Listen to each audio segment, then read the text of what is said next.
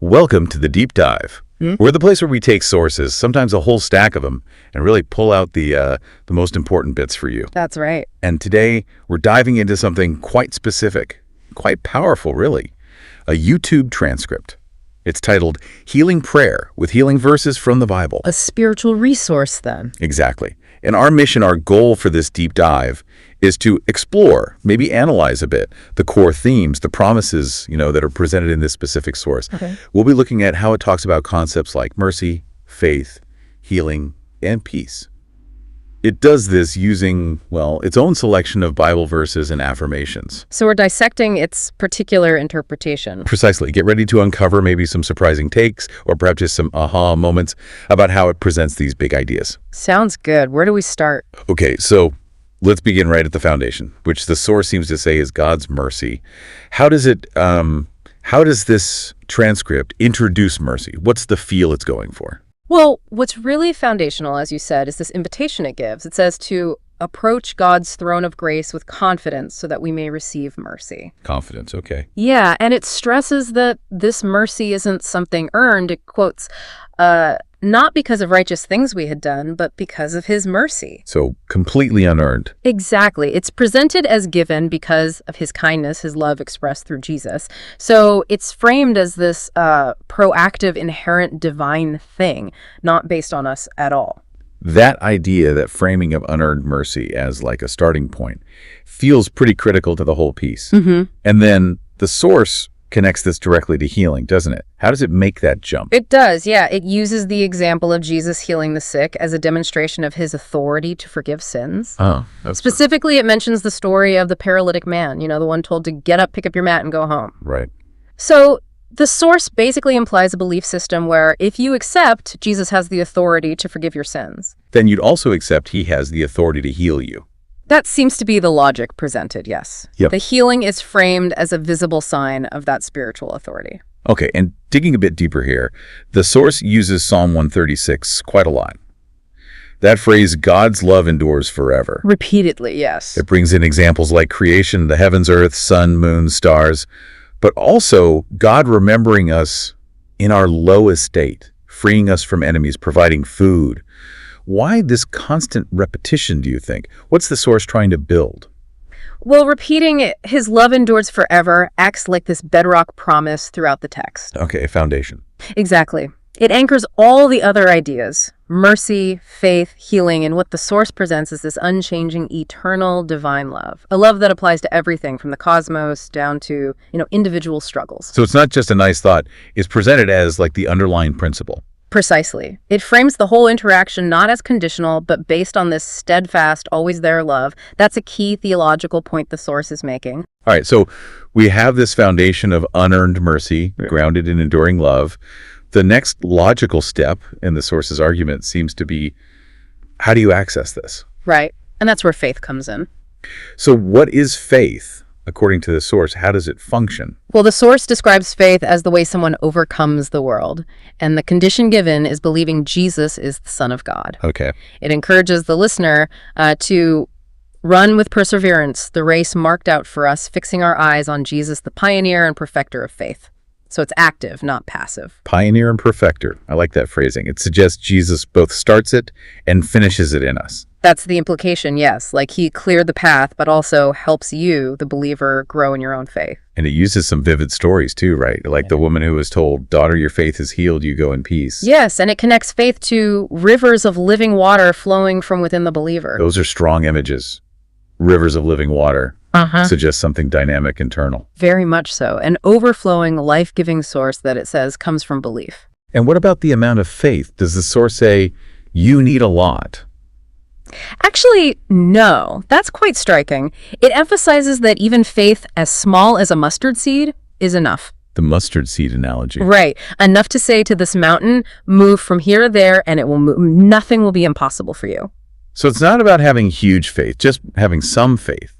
The seed itself has the power. That seems to be the message. It shifts focus from the believer's effort to the inherent power within even tiny faith, making it seem radically accessible. So just trust that small seed. And it backs this up with more examples. It does. It mentions the blind man who immediately he received his sight after Jesus said, "Your faith has healed you." And the woman whose great faith, though maybe contradicting the mustard seed slightly or perhaps showing potential, resulted in her daughter being healed at that moment. Interesting. So instantaneous healing is possible. The source certainly asserts that. It says God can heal in a moment. And it defines faith itself as confidence in what we hope for and assurance about what we do not see.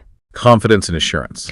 Okay, so we've covered the source's view on mercy as foundational, faith as the activator. Yeah. Which brings us right to the heart of it. Healing. The prayer in the source says God wishes to heal you.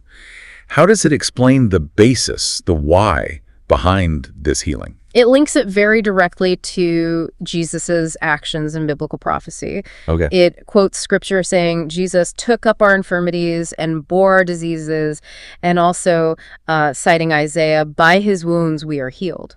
So it's presented almost like a transaction that's already completed. Exactly, as freedom from sin and sickness paid for at the cross.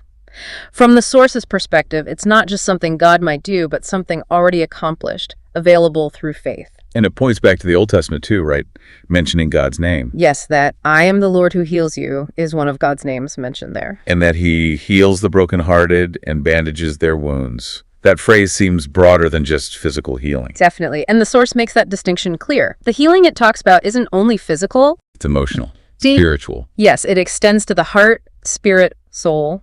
It aims for complete wholeness. Wholeness. It even points out the Greek word for healing, sozo, can mean to make whole, covering both the physical and the spiritual restoration. It's promoting a very integrated view. And this healing power, according to the source, it isn't restricted, is it? It sounds widely available. That's a strong theme.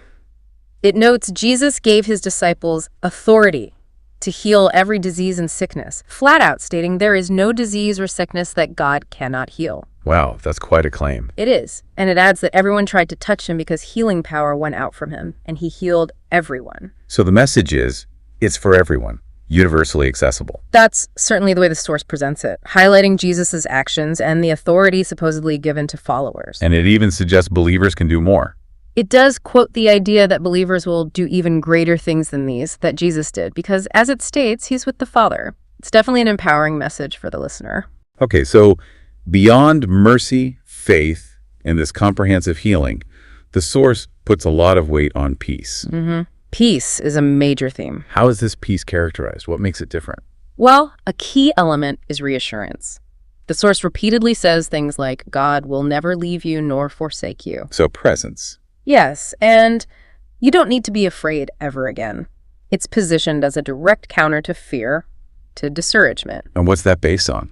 It's underpinned by the belief, stated in the source, that in all things God works for the good of those who love him, a kind of ultimate safety net. That definitely speaks against anxiety, especially about the future. Is this something like, God isn't surprised by bad things? Exactly. It says God is never surprised by these things. He knows they are coming, and he knows how to use them for our good. And it uses those strong images again. Yes, describing God as my rock, my fortress, and my deliverer. Rock, fortress, deliverer. Those sound very active, very protective. They do. They paint a picture of peace, not just as, quietness, but as active strength, protection, even liberation provided divinely. And it makes a point of saying this peace isn't like worldly peace. A crucial distinction in the source, yes. Jesus' words are quoted, I do not give to you as the world gives. Meaning? It implies a permanent establishment of peace that comes with knowing Jesus Christ, not just a temporary fix or absence of trouble. So internal, lasting, regardless of what's happening outside. That's the idea presented. And it reinforces this by stating nothing will be able to separate us from the love of God. Right, that connection again. And it links peace to inner strength, too. It says the spirit God gives does not make us timid, but gives us power, love, and self-discipline. So peace isn't passive timidity. It's actually connected to power and self-control. That's how the source portrays it. Not just lack of fear, but the active presence of these qualities, power, love, self-discipline coming from God's spirit within. So it encourages trust, even when you are afraid. Yes, trust that God holds your hand and tells you to have no fear because he will help you. Peace as an internal empowering force seems to be the core message. Okay, so this deep dive brings us to the final part of the source, which is this incredibly detailed prayer for healing. Yes, very comprehensive. It really goes into detail, doesn't it? What's the emphasis here on this total wholeness? Why so specific? Well, the thoroughness really reflects that integrated view of well-being we talked about. Okay. It literally prays for healing for your brain, for your nervous system, for your digestive system, for your circulatory system, like naming specific body parts and organs. Down to the cellular level almost. Exactly. It asks for cells to be regenerated and organs reset to the original blueprint. This really highlights the source's belief in the potential for complete physical restoration. But it definitely doesn't stop at the physical. Not at all. It explicitly prays for healing for the mind, too. Like what specifically? It asks for peace in your mind, for emotions to become one in alignment with the will of God, and even for authority over strong emotions. Authority over emotions. That's interesting. Yes, and it tackles discouraging thoughts, scary thoughts, asking for them to fade away. So mental, emotional well-being is clearly addressed. And the heart, too. Oh, absolutely. Big emphasis on heart healing. Asking for complete and total wholeness, for scars to be healed, and for joy to replace the sadness. So from cells being regenerated to emotions being aligned to scars on the heart healing, it's incredibly holistic. It truly is. This detailed prayer really sums up the source's vision. It suggests healing isn't just about getting rid of symptoms, but about being restored to some kind of original design across every dimension of being, a whole spiritual transformation model. It feels like a blueprint, a blueprint for well-being from this particular spiritual viewpoint. And the prayer concludes with some strong affirmations. Very strong declarations. Things like, no more fear, no more depression, no more pain, only peace. And reminding the listener that you are God's child, one with Him, healed, and you are free. It really ties everything together. So the comprehensive prayer basically encapsulates the source's belief that this connection with God covers everything, body, mind, spirit, leading to wholeness and freedom. That's a perfect summary of how the source presents it, yes. Okay, so we've really taken a deep dive into this YouTube transcript, Healing Prayer, with healing verses from the Bible. We've explored how this source presents mercy, faith, healing, and peace as interconnected concepts.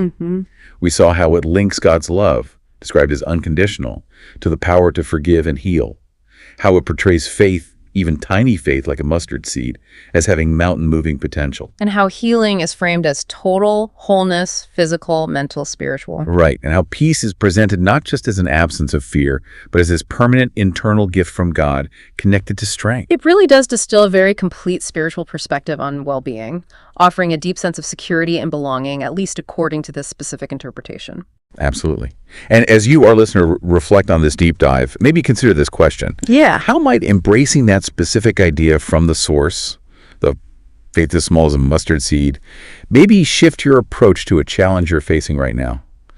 And thinking about that comprehensive wholeness described in the prayer, what specific area of your life, mind, body, or spirit might benefit most from seeking that kind of integration?